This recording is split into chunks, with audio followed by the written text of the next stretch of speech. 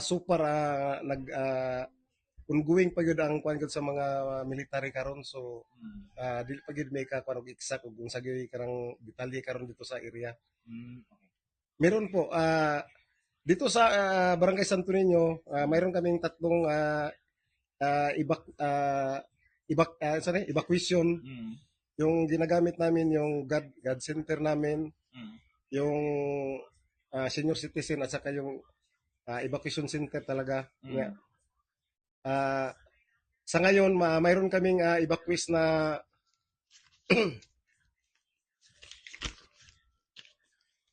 22 families, 11 household, ang yung hindi 109 individuals Mm. ang nandito lang sa sa Barangay Santo Niño mismo, pero yung iba wala pa kaming detalye doon sa yung nag-evacuate na nandoon lang sa kanilang pamilya. Uh, sa super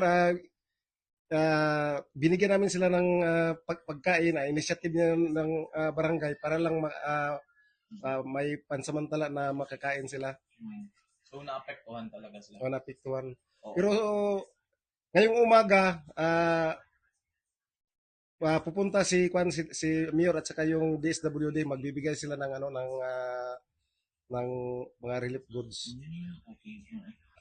Sa akin parang nabigla ako dahil walang report na nangyari na before ang insidente.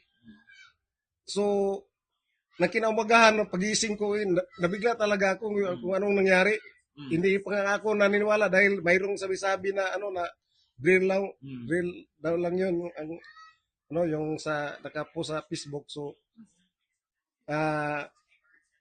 din na-confirm ko na totoo pala yung yung encounter doon sa Masidlot. Mga 6 na yata, 6. Yung encounter doon hindi marinig dito. So anong oras dumating yung mga nag-evacuate dito? Ngayon kagabi lang. Kagabi. Okay. Yung mga alas 4 yata. Ako na mismo yung pumunta doon sa sa area. Oo, para magsabi na. Nagsabi na mag-evacuate na kanila. Alas 4 yun. Oo. Ng hapon. Ng hapon. Okay. So sa ngayon, may mga nakita kami dito mga paaralan. Meron po bang klase yung mga kabataan dito? Super diniklara na ni Mayor na na walang pasok sa buong Barangay Santo Niño. Ilang school ang meron dito? 11 elementary school at saka isang high school at saka isang senior high. At tatlo yata yung yung high school, tatlo. Iniintay pa namin yung update ng mga sundalo kung ano talaga yung doon sa area, kung pwede na ba sila makabalik o hindi. Hindi ko na maalala, ma'am.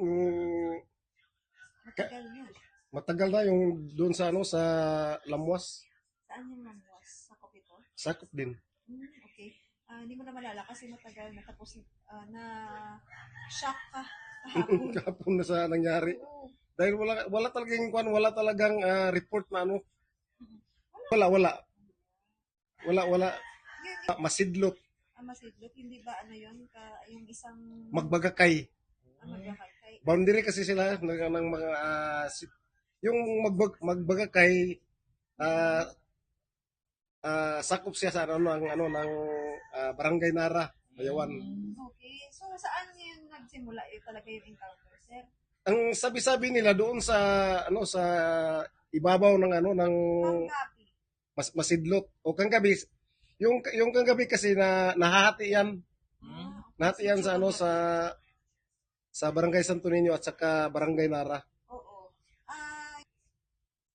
Hindi naman yung malapit, malayo din, pero kung mas malayo siya kaysa sa Barangay Santo Niño.